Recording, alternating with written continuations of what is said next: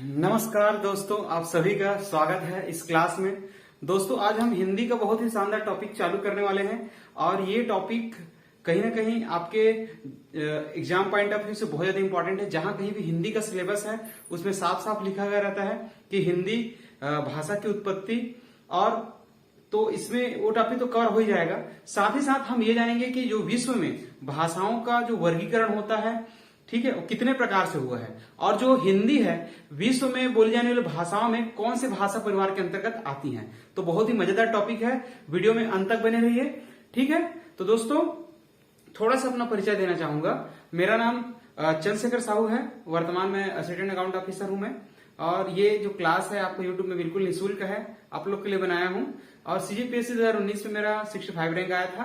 ठीक है, तो वीडियो में अंत तक बने रहिए। चलिए चालू करते हैं। देखिए, जो सबसे पहले देखते हैं विश्व के भाषाओं का वर्गीकरण, है ना, विश्व के भाषाओं का वर्गीकरण। ठीक है, भाषाओं का वर्गीकरण। इसमें से हमको केवल और केवल ये जानना है कि विश्व में जितने भी भाषाएं बोली जाती हैं, ठीक, उनका एक निश्चित क्लासिफिकेशन है, क्षेत्र के हिसाब से देखेंगे। ठीक है, ठीक है, विश्व के भाषाओं का क्या है वर्गीकरण। इसमें देखेंगे ना, तो जैसे विनय कुमार पाठक जी की किताब में ना, विनय कुमार पाठक जी की किताब में 13 अलग अलग भाषा वर्गीकरण है। उसको हमें केवल ये जानना है ना, हमें केवल और केवल ये जानना है जो हिंदी की स्थिति कहां पर है ना, विश्व में हिंदी अपने कहां पे स्थान रखती है। तो इसमें देखेंगे ना, तो विश्व में सबसे बड़ा भाषा परिवार समूह है ना। ठीक है, तो भारोपीय भाषा परिवार, भारोपीय भाषा परिवार नाम से स्पष्ट है। भारोपीय भाषा परिवार, इसे प्राक आर्य भाषा परिवार भी कहते हैं। प्राक आर्य भाषा परिवार, आर्यों की जो भाषा थी उनको बोलते हैं। ठीक है, और दूसरा हम देख सकते हैं इसमें, ठीक, दूसरा है चीनी तिब्बती, है ना, जो चीनी तिब्बती भाषा परिवार, ठीक, चीनी तिब्बती भाषा परिवार। तीसरा हम देख सकते हैं द्रविड़ भाषा परिवार, ठीक, द्रविड़ भाषा परिवार, ये पूरे विश्व का है। अब हम जानेंगे कि हिंदी कहां पे आती है भाषा परिवार, या हम ये जान सकते हैं कि छत्तीसगढ़ी कहां पे आती है। ये भी हम प्रश्न हो सकता है छत्तीसगढ़ के एग्जाम की तैयारी करेंगे तो। ठीक है, और इसके बाद जो बच जाता है आग्नेय ऑब्लिक मुंडा भाषा परिवार, आग्नेय ऑब्लिक मुंडा ऑब्लिक कोलारिन भाषा परिवार भी बोल सकते हैं इसको, है ना, भाषा परिवार। ठीक, ये मुख्य रूप से इंडिया में देखोगे ना, इतना ही प्रकार के भाषा परिवार चलता है, लेकिन विश्व में ऐसे ही कुल याद रखेंगे। इसके अतिरिक्त और है, जैसे 5वां अमेरिकन भाषा परिवार हो जाएगा, अमेरिकन या अमेरिकी भाषा परिवार। ठीक, यूराल के आसपास है तो यूरोटिक हो जाएगा। ठीक, तो ये ऐसा 13 वर्गीकरण है। हमको केवल ये जानना जो हमारे सिलेबस के इंपॉर्टेंट दृष्टिकोण से इंपॉर्टेंट है, ऐसे ही पूरा 13 भाषा परिवार है, उसको जानने की जरूरत नहीं है। और विश्व में यही भाषा परिवार सबसे ज्यादा जो टॉप के भाषा परिवार है, ये इन्हीं के बारे में हमको ज्यादा देखना चाहिए। ठीक है, तो भारोपी भाषा परिवार से स्पष्ट है ये कहां से कहां तक, इससे क्षेत्र क्या होगा, भारत से लेकर के यूरोप तक, भारत से लेकर के कहां तक, यूरोप तक। इस भाषा परिवार को क्या किया जाता है, इस भाषा परिवार का उपयोग किया जाता है, भारत से लेकर के कहां तक, यूरोप तक। ओके, समझ में आ रहा है? ठीक, भारत से लेकर के यूरोप तक, है ना, नाम से स्पष्ट है, भारत प्लस यूरोपी। तो भारत से लेकर के यूरोप तक कितने कंट्री आएंगे मान के चलिए। ठीक, भारत से लेकर के यूरोप में हम पढ़ सकते हैं पूरा एशिया का कुछ क्षेत्र, है ना। भारत में से भारत है, बांग्लादेश, पाकिस्तान, श्रीलंका, अफगानिस्तान, ईरान है। ठीक, यूरोप है, रूस, है ना। यूरोप में क्या क्या और आता है, कुछ एरियाज, जैसे यूरोप में देखेंगे जितने भी आपका वो क्षेत्र है, फ्रांस, पुर्तगाल, है ना, ये रूस का कुछ हिस्सा, ये सब के सब, यानी पूरे विश्व में देखेंगे ना, तो क्षेत्र वाइज देखेंगे, भारत से लेकर के यूरोप तक जितने भी कंट्री पढ़ेंगी, चीन को छोड़ करके याद रखना, भारत से लेकर के यूरोप तक कौन से भाषा परिवार का इस्तेमाल किया जाता है, ये प्राक आर्य भाषा परिवार या फिर यूरोपीय भाषा परिवार। और इस भाषा परिवार में टोटल 10 भाषाएं हैं। कितने भाषाएं हैं? टोटल 10 भाषाएं हैं। और इन भाषाओं में अगर काउंटिंग ऐसे करोगे जैसे कि इटैलिक, इटली के आसपास इटैलिक, जर्मनिक, है ना, और ईरानी और भारत, ठीक, ईरान, ऐसी करके टोटल 10 भाषाएं, हमको इसमें नहीं जाना है, ठीक, जाने की जरूरत है ही नहीं। और 10वें नंबर पे एक आता है हमारा भारत और ईरानी। इसी से ही हमारे जितने भी आधुनिक जो हिंदी भाषा का उद्गम जो हुआ है, आधुनिक हिंदी जो है इसी के अंतर्गत आता है। आधुनिक हिंदी में चाहे आप थोड़ा बहुत संस्कृत को ले लीजिए, है ना, संस्कृत तो हमारी आदि भाषा है, तो आप बोल सकते हो भारत और ईरानी।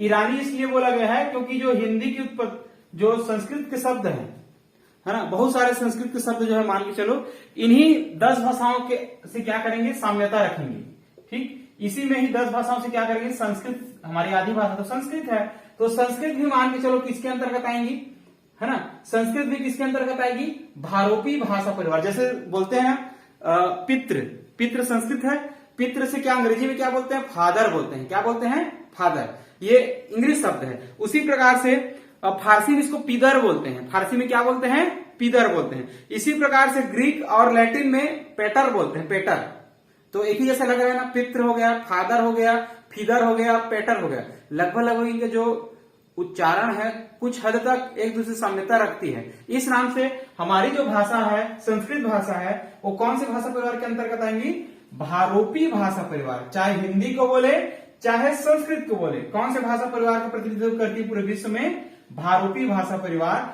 या प्राक आर्य भाषा परिवार। वैसे भी जानते हैं कि जो आर्य का आगमन हुआ था भारत में, है ना, अलग अलग मतों के हिसाब से अलग अलग है, लेकिन इतना तो कंफर्म है कि जो आर्य आए थे विदेश से आए थे। तो मान के चलिए इनकी भाषा क्या थी शुरुआत में, संस्कृत, ठीक, और इसमें जर्मनिक है, इटैलिक है ना, ये भारोपी भाषा परिवार, इसमें हमको ज्यादा जाने की जरूरत नहीं है।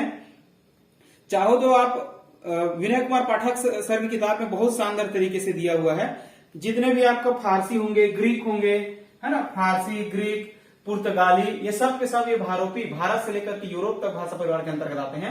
हमारा संस्कृत भी, या हमारा आदि भाषा तो संस्कृत है, या फिर हिंदी बोले, कौन से भाषा परिवार का प्रतिनिधित्व करेगी, भारोपी भाषा परिवार। एक प्रश्न आया है व्यापक में, याद रखिएगा, भारोपी भाषा परिवार। दूसरा है चीनी तिब्बती, है ना, अब ये भारोपी भाषा परिवार या आर्य भाषा परिवार बोल सकते हो। ये भारत में तो बोले ही जाएंगे आर्य भाषा परिवार, सबसे ज्यादा बोली जाने वाली भाषा परिवार अगर इंडिया में देखेंगे इनमें से, ठीक, इंडिया में भी देखेंगे तो आर्य भाषा परिवार का स्थान सबसे ऊपर है ना। जैसे कि छत्तीसगढ़ में भी देखेंगे, छत्तीसगढ़ में भी आर्य भाषा, बहुत सारे जो जनजातियां हैं आर्य भाषा परिवार का इस्तेमाल करती हैं, है ना, भाषा परिवार के अंतर्गत आती है। जैसे हलबा है, हलबा जो है आर्य भाषा परिवार के अंतर्गत आती है, ठीक। उसी प्रकार से सेकेंड है जो चीनी तिब्बती, ये असम और मणिपुर क्षेत्र में, असम जो चीनी बॉर्डर से लगे हुए असम मणिपुर क्षेत्र में इस भाषा का इस्तेमाल होता है, याद रखना। और जो मंदारिन है, मंदारिन नाम सुने ना, विश्व में सबसे ज्यादा बोली जाने वाली भाषा मंदारिन, विश्व की सबसे ज्यादा कौन सी भाषा का इस्तेमाल होता है, मंदारिन। दूसरा पे अंग्रेजी, और तीसरा में विनय कुमार पाठक जी के हिसाब से तीसरा हिंदी दिया है, बोले गए संख्या के आधार पर, ठीक है। तीसरा स्थान रखता है हिंदी को, याद रखना, पहला मंदारिन, दूसरा अंग्रेजी और तीसरा ये हिंदी का है, ठीक है। और तीसरा द्रविड़ भाषा परिवार, जानते हैं ना, द्रविड़ भाषा परिवार में जो मलयालम है, तेलुगु है, कन्नड़ है, अधिकांश जो दक्षिण भारत राज्य है ना, तमिल, है ना, तमिल, कन्नड़, तेलुगु, मलयालम, गोंडी, नाम सुने हैं, गोंडी भी याद रखना किसमें आता है, गोंडी जो गोंडों की भाषा है, गोंडी किसमें आता है, द्रविड़ भाषा परिवार में। तो छत्तीसगढ़ में भी इसको बोला जाता है गोंडी, जानते हो ना, पूरे अगर जनजाति भाषा में देखेंगे तो गोंडी का सबसे ज्यादा इस्तेमाल करते हैं, गोंडी हो गया। उसके बाद देखेंगे तो हल्बी आता है, बस्तर की संपर्क भाषा कहलाती है हल्बी, उसका स्थान आता है। तो द्रविड़ भाषा परिवार दक्षिण भारत में जितने भी तमिल, कन्नड़, तेलुगु, मलयालम, ये सब क्या है, हाँ, द्रविड़ भाषा परिवार है। आग्नेय या मुंडा भाषा परिवार जानते हैं ना, ये भी अधिकांशतः आदिवासियों की भाषा है ना। जैसे कि छत्तीसगढ़ में मुंडा जनजाति के द्वारा, कोल के द्वारा, खड़िया है, कोरकू है, जो उत्तर छत्तीसगढ़ में उराव को छोड़ करके, है ना, छत्तीसगढ़ में देखेंगे तो उराव को छोड़कर जो जनजातियां इस्तेमाल करती हैं वो आग्नेय या मुंडा भाषा परिवार। छत्तीसगढ़ में पूरा ऑल ओवर इंडिया देखेंगे तो छत्तीसगढ़, बिहार, है ना, एमपी, वेस्ट बंगाल, ये सब के सब क्या है, आग्नेय मुंडा भाषा परिवार है। ऐसे ही देखेंगे, इसके आगे जाएंगे ना तो अमेरिकन इंग्लिश वाला है, अमेरिकी भाषा परिवार के अंतर्गत आएगा। इससे आगे हमको जाने की जरूरत नहीं है क्योंकि हमारे सिलेबस में शामिल नहीं है, याद रखेंगे। तो क्या क्लियर हुआ इनसे? हम हमारा बेस सबसे बड़ा चीज हम आज अभी ये जान पाए, जो हिंदी है या हमारी आदि भाषा, आदि जननी बोल सकते हैं भाषाओं की, संस्कृत है, कौन से भाषा परिवार के अंतर्गत आती है? तो प्रश्न क्या लगाओगे? भारूपी भाषा परिवार के अंतर्गत आती है, याद रखना। संस्कृत जो है, या संस्कृत के बाद आगे जितना भी विकास होगा, संस्कृत है ना, पाली, प्राकृत, ठीक, अवहट या अपभ्रंश लिख सकते हो, अपभ्रंश और अवहट, ठीक, और आखिरी में हिंदी, ये सब के सब भारूपी भाषा परिवार के अंतर्गत आती है। हमारा जो छत्तीसगढ़ी का भी उद्गम होता है पूर्वी हिंदी से, ये भी मान के चलिए आर्य भाषा परिवार के अंतर्गत ही आती है, क्योंकि हिंदी की ही अलग अलग शाखाएं हैं, पश्चिमी हिंदी है ना, पश्चिमी हिंदी, पूर्वी हिंदी है ना, तो पूर्वी हिंदी के अंतर्गत छत्तीसगढ़ी आता है, अवधी, बघेली और छत्तीसगढ़ी एक साथ विकास हुआ है, तो सब के सब किसमें आएंगे? इसमें आएंगे। तो क्लियर हुआ? प्रश्न कैसे आएगा? प्रश्न ऐसे आएगा कि जो हिंदी है कौन से भाषा परिवार के अंतर्गत आती है। एक बार प्रश्न आया है व्याकरण में, तो आपका पहले विकल्प है भारत से लेकर के यूरोप होने के कारण क्या कहलाता है? भारूपी भाषा परिवार या प्राक आर्य भाषा परिवार, ठीक है, ये याद रखेंगे। क्लियर हुआ? चलिए अब देखते हैं थोड़ा सा,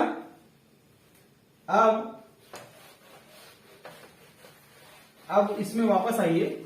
वापस आएंगे तो हिंदी का जो उत्पत्ति किस प्रकार से हुआ, थोड़ा चर्चा कर लेते हैं। हिंदी की उत्पत्ति, ठीक,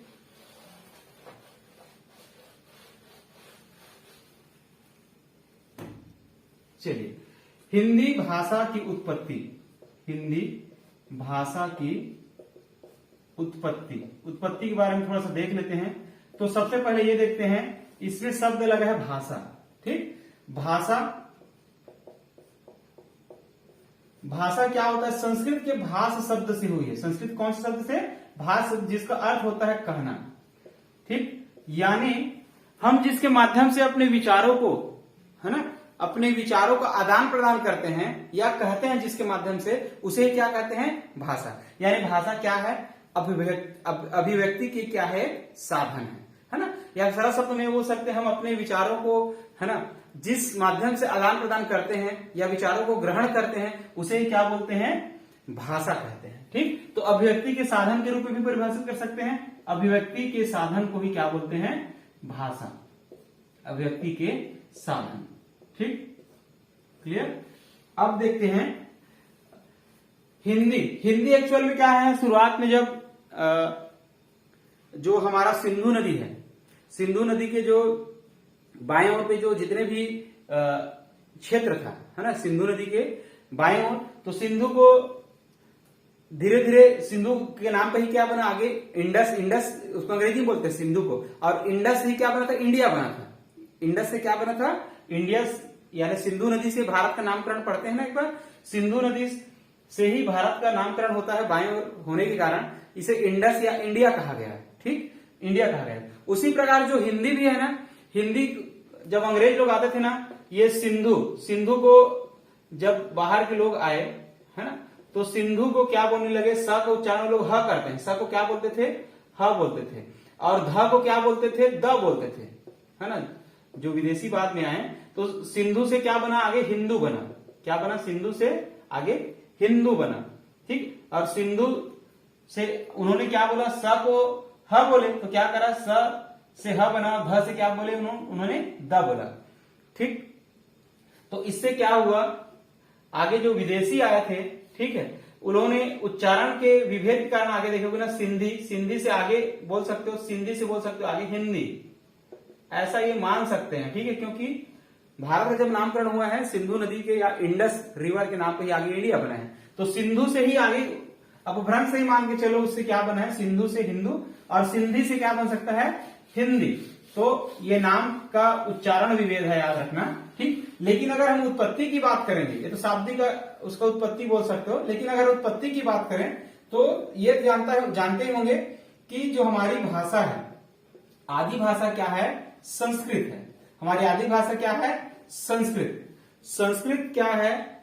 सभी भाषाओं की आदि भाषा या आदि जननी है, याद रखना, संस्कृत। संस्कृत की उत्पत्ति जानते हो ना, कब से कब माना था मालूम है? 1500 ईसा पूर्व की मानी जाती है संस्कृत की उत्पत्ति। ठीक, भारत की भाषा प्रकार के अंतर्गत आती है। और ये संस्कृत भी याद रखना, दो प्रकार के संस्कृत हुए थे, है ना। एक तो ऐसा संस्कृत जिसपे वेदों को लिखा गया तो उसको वैदिक संस्कृत बोल दिया गया, वैदिक संस्कृत, वैदिक संस्कृत। याद करने का भी ट्रिक बताऊंगा, डोंट वरी। ठीक, वैदिक संस्कृत। और दूसरा है उत्तर संस्कृत, उत्तर यानी बाद का संस्कृत, थोड़ा सरल हो गया मान के चलिए। ठीक, तो वैदिक संस्कृत में याद रखना इसका समय सीमा लिख सकते हो, इसका जो कार्यकाल था इस संस्कृत का 1500 ईसा पूर्व से याद रखेंगे 500, सही है, 500 ईसा, 1500 ईसा पूर्व से 500 ईसा पूर्व तक था, याद रखिएगा। 1500 से 500 ईसा पूर्व तक था। और ये किसकी भाषा थी? 4 वेदों की भाषा थी, देवताओं की भाषा थी। वेदों को, वैदिक संस्कृत में 4 वेदों को लिखा गया। ठीक, 4 वेदों को किसमें लिखा गया? प्रश्न आगत क्या लगाओगे? वैदिक संस्कृत में। थोड़ी सी जटिल थे, याद रखना। ठीक, याद, हाँ, ठीक, 4 वेदों को लिखा गया। जानते हो 4 वेद? सबसे प्राचीन वेद है ऋग्वेद, है ना, यजुर्वेद, सामवेद और अथर्ववेद, है ना, 4 वेद हैं। तो इसको देववाणी भी बोलते थे। इस भाषा को क्या बोलते? देवताओं की वाणी। यानी देवता लोग किसमें बात करते थे मान के चलिए, या उनका जो अभिव्यक्ति साधन क्या था? संस्कृत। तो वैदिक संस्कृत बोल दिया गया। ठीक, अब देखते हैं उत्तर संस्कृत 500 ईसा पूर्व से 1 ईसा पूर्व। क्लियर है?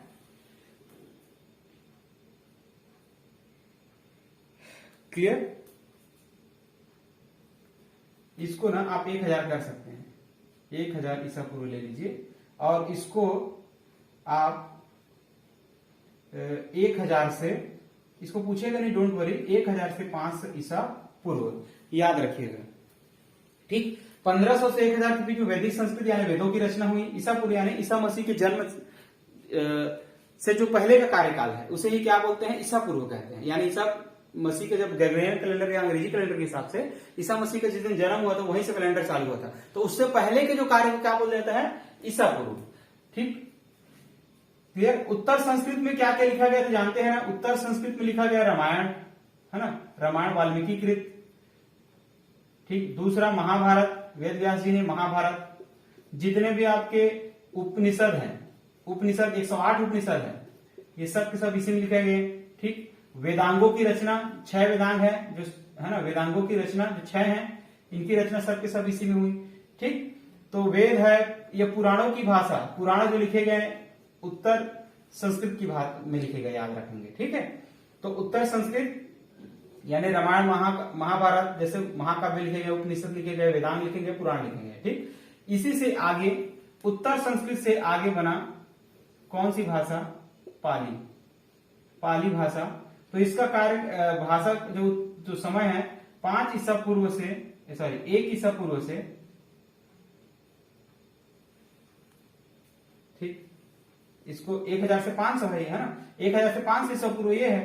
तो 1000 और 500 ईसा पूर्व से, याद रखेंगे, 500 ईसा पूर्व से 1 ईसा पूर्व तक, यानी पहली शताब्दी तक, 1 ईस्वी तक पाली, है ना, पाली भाषा की उत्पत्ति। किससे उत्पत्ति हुई थी इनकी? संस्कृत से, उत्तर संस्कृत से हुई थी, याद रखना।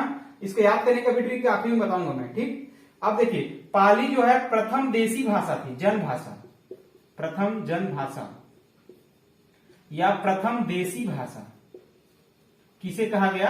पाली, याद रखिएगा। और जो बौद्ध धर्म के लोगों ने प्रचार प्रसार किया, बौद्ध जो ग्रंथ लिखे गए, है ना, बौद्ध ग्रंथ किसमें लिखे गए थे? पाली भाषा में लिखे गए थे, है ना। तो बौद्ध ने अपना उपदेश किसमें दिया था? बौद्ध धर्म का प्रचार प्रसार किस भाषा में हुआ था? याद रखना, बौद्धों की भाषा क्या थी? पाली थी। और यही कारण था कि जानते हो ना, उस धर्म का भयंकर प्रचार प्रसार हुआ, क्योंकि संस्कृत से थोड़ी सी सरल भाषा की ओर अग्रसर हुए। ठीक, तो क्या हुआ? उत्तर संस्कृत से पाली, और बौद्धों ने इसमें अपना प्रचार प्रसार किया, याद रखना। और बौद्ध धर्म इसी नाम से भी लोकप्रिय हुआ, क्योंकि संस्कृत थोड़ी सी कठिन हो गई थी उस समय, है ना। संस्कृत इसमें पूरे तत्सम तद्भव, जानते हो ना, तत्सम के पूरे शब्द इसमें क्या इस्तेमाल किए गए? इसमें पूरे तत्सम के शब्द थे, तत्सम। क्लियर? तत्सम के सारे शब्द किसमें मिले थे लौकिक संस्कृत में। इसको लौकिक संस्कृति बोलते हैं, याद रखना। तत्सम के सारे शब्द इसको लौकिक बोलते हैं, लोक से संबंध होने के कारण। ठीक, देवताओं से संबंध होने के कारण इसको देववाणी या वैदिक संस्कृत बोला गया। और आम जनता के लिए जब ये प्रयोग हुआ, साहित्य लिखना चालू किया गया, इसे क्या बोला गया? लौकिक, मतलब इस लोक से संबंधित। इसे क्या बोला गया था? उत्तर संस्कृत या लौकिक संस्कृत भी बोलते हैं। और तत्सम शब्द की प्रधानता थी इसमें। संस्कृत से आए हुए शब्दों को क्या बोलते हैं? तत्सम शब्द बोलते हैं। ठीक, तो उत्तर संस्कृत से पाली बना, पाली बौद्धों का प्रचार बना, साधन बना। उसके बाद आता है प्राकृत। उसके बाद कौन सा आता है? प्राकृत। 1 ईसा पूर्व से 1 ईस्वी से, याद रखेंगे, ईस्वी अब हो गया चालू, 1 ईस्वी से 500 ईस्वी तक पाली, याद रखना। और पाली जैन धर्म का प्रचार प्रसार हुआ। जैन धर्म के जो प्रवर्तक रहे वो लोग अपनी भाषा किसको, साहित्य किस में लिखे गए? प्राकृत में लिखे गए, याद रखना। जैन किस में? जैन धर्म में कौन सा भाषा का इस्तेमाल हुआ? प्राकृत। बौद्ध धर्म में कौन सा भाषा का इस्तेमाल हुआ? पाली। ठीक, ये 1 ईस्वी से 500 ईस्वी के बीच की बात है ना। ठीक, प्राकृत हुआ। प्राकृत के बाद एक और भाषा बना जिसे क्या बोला गया? अपभ्रंश। अपभ्रंश। और ये अपभ्रंश चला 500 ईस्वी से 900 ईस्वी के बीच। क्या चला? ये अपभ्रंश बना। ठीक, अपभ्रंश कब से कब तक चला? 500 ईस्वी से 900 ईस्वी तक चला, याद रखिएगा। ठीक, 500 ईस्वी से 900 ईस्वी तक क्या चला? अपभ्रंश। अपभ्रंश का शाब्दिक अर्थ होता है भ्रष्ट। क्या होता है? भ्रष्ट या बिगड़ा हुआ। जब कोई भाषा अपने मूल रूप से बिगड़ जाती है, बिगड़ा हुआ, उसे क्या बोलते हैं? अपभ्रंश बोलते हैं, याद रखना। ठीक, अपभ्रंश मतलब बिगड़ा हुआ कब बोलते हैं? जब वो नियम कानून से ना बंधा हो, उसी को बिगड़ा हुआ बोलेंगे। तो जब प्राकृत भाषा भी अपने नियम कानून से थोड़ा अलगाव दर्शाई या भ्रष्ट हुई या बिगड़ा हुआ तो इसे क्या बोला गया? अपभ्रंश बोला गया, याद रखना। ये क्रम है, इसी क्रम से हिंदी की आगे उत्पत्ति होगी। और अपभ्रंश का ही आखिरी जो उत्तरावस्था को बोला गया अवहट। क्या बोला गया? अवहट। अवहट, याद रखना। अपभ्रंश का ही आगे की अवस्था है, उत्तरावस्था है। अपभ्रंश से क्या बना? अवहट। अवहट यानी बहुत ज्यादा स्वतंत्र हो गई ये भाषा। ये तो बिगड़ा हुआ था, अब बिगड़े होने के बाद जब कोई आदमी अपराध कर लेता है तो मतलब समझ लेना कि उससे स्वतंत्र कुछ था ही नहीं। मतलब जैसे एक व्यक्ति को बोलेंगे बिगड़ना अलग होता है, बिगड़ने के बाद अब जब कोई उसके आगे की अवस्था समझ लीजिए, मतलब उसमें नियम कानून का ज्यादा प्रभाव न रह जाए, है ना, व्याकरणिक या ग्रामेटिकल या व्याकरण सम्मत थोड़ा से अलग हो जाए, है ना, अपना स्वतंत्र रूप धारण कर ले, तो उसे क्या बोला गया? अवहट बोला गया। अवहट ये चला था 900 से आपका 1100 ईस्वी के आसपास। क्या चला? अवहट। अब देखेंगे अवहट से ही आगे जाकर के, याद रखेंगे, अवहट से आगे जाकर के हिंदी की उत्पत्ति हुई। अवहट से क्या बना आगे? हिंदी। तो लगभग 1100 ईस्वी के आसपास से हिंदी मान सकते हैं, हिंदी की उत्पत्ति लगभग 1100 ईस्वी के आसपास से। ठीक, तो हिंदी देखो कितने सारे ट्रेवल की हिंदी ने। चलो इसका ट्रिक मैं आपको बता देता हूं, आपके लिए आसान हो जाएगा। ठीक, इतना कुछ पढ़े हैं लेकिन अब हमको याद नहीं होता पाली पहले आएगा कि प्राकृत पहले आएगा। मैं वो भी आपको याद करा देता हूं। ट्रिक ये बोलता है, ट्रिक क्या है? ट्रिक याद रखना, सांप पर आप है। क्या होगा ट्रिक? सांप पर आप है, सांप के ऊपर। ठीक, स से क्या हो जाएगा? संस्कृत। क्या हो जाएगा? संस्कृत। दो प्रकार के, वैदिक और लौकिक। प से क्या हो जाएगा? पाली, है ना, बौद्धों की भाषा। और पर से क्या हो जाएगा? प्राकृत। प्राकृत मतलब एक्चुअल नैसर्गिक होता है, नैसर्गिक, है ना, या नेचुरल चीज, है ना, ये प्राकृत होता है। उसके बाद क्या हो जाएगा? अपभ्रंश। क्या होगा? अपभ्रंश। अपभ्रंश के बाद आप ले सकते हो, अवहट को भी ले सकते हैं। अवहट इसी के आगे का रूप है। अवहट के बाद है से आखिरी में क्या आ जाएगा? हिंदी। ठीक, तो हिंदी की उत्पत्ति किससे हुई है? अगर विकल्प में अवहट है तो अवहट आ सकता है, अगर विकल्प में अवहट ना हो, सीधा अपभ्रंश हो, तो भी आप टिक कर सकते हो। हिंदी की उत्पत्ति कैसे हुई? अपभ्रंश से। और अपभ्रंश की उत्पत्ति कैसे हुई है? जब वो बिगड़ा हुआ स्वरूप था, किसका? प्राकृत का बिगड़ा हुआ स्वरूप था, तो क्या बना था? हमारा अपभ्रंश बना था। तो याद हो जाएगा हिंदी किस प्रकार से। अब हिंदी को देखेंगे ना, ये हिंदी की उत्पत्ति तो हो गया है। अब ये हिंदी के अलग अलग, इस हिंदी की जो उत्पत्ति हुई, इसमें ढेर सारी इसकी शाखाएं हैं। जैसे कि अब देखेंगे आप लोग हिंदी की अलग अलग शाखाएं 5 से 6 शाखाओं में बांट सकते हैं। 5 शाखाएं हिंदी की शाखाएं, ठीक, ढेर सारी हिंदी या आधुनिक भाषाओं की शाखाएं बोल सकते हैं। तो इस वजह से राजस्थान क्षेत्र में सौर सेनी, नाम पढ़े होंगे सौर सेनी, है ना। सौर सेनी के बाद मगध क्षेत्र में मागधी बोला गया, है ना। अब दोनों के मिश्रण से क्या बना, अर्धमागधी बना, अर्धमागधी, ठीक। एक ब्रांचड़, ब्रांचड़ जिसमें पंजाबी और सिंधी भाषाओं का उत्पत्ति हुआ था, ठीक। एक बना था जो पहाड़ी क्षेत्र में बोला गया, है ना। पहाड़ी क्षेत्र में क्या नाम था उसका, खस एक नाम ही है, ठीक। खस में आपका कुमायूनी, है ना, जो हिमाचल प्रदेश के आसपास, और गढ़वाली हिमाचल प्रदेश में, ये सब के सब भाषाएं हैं। अर्धमागधी जानते हो ना, अर्धमागधी से आगे इसी के अंतर्गत आता है पूर्वी हिंदी, और पूर्वी हिंदी से छत्तीसगढ़ी का उत्पत्ति होगा।